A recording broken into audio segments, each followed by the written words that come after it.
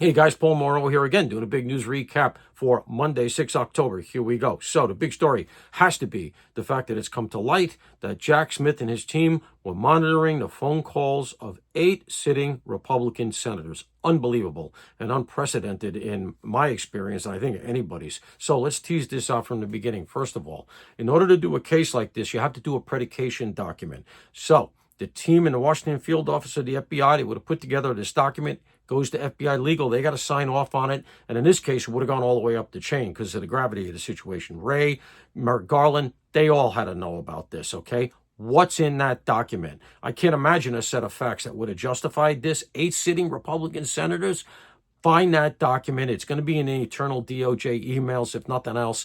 Grab that thing, make it public, because I don't think it's going to be up to snuff. Number 2, the reason you do a thing like this, where you just get the fact that how these guys were calling each other, because that's all they were getting. They weren't getting the actual content. They weren't listening to the phone call conversations. They were just getting who's calling who.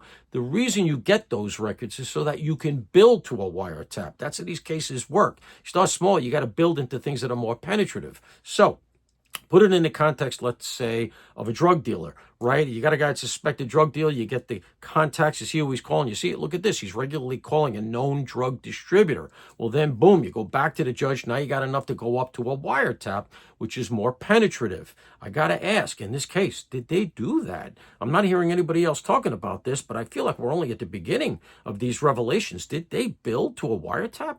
Were they listening to the conversations of 8 sitting U.S. Republican senators? I mean, I know it sounds amazing, but that's why you do this kind of a thing. You get the contacts to see who they're talking to. And, you know, they might have gone back to a friendly judge and said, yeah, he's talking to, I don't know, a Proud Boy or something that we assess as being a terrible insurrectionist. And next thing you know, you're listening to the conversations of U.S. senators. I don't know that happened here. I'm speculating, but that's how you do these investigations. That's why you start that way. You build up.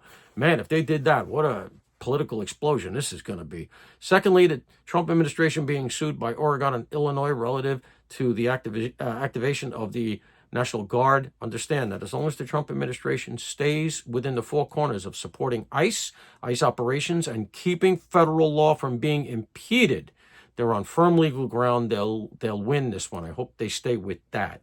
Thirdly, the Trump administration has told Marco Rubio cease all diplomatic outreach to Maduro's Venezuela. We've talked about it on the ops desk. It's coming, folks. We're going to have trouble in the Caribbean. Trump's looking to flip Venezuela, and I think Cuba after that.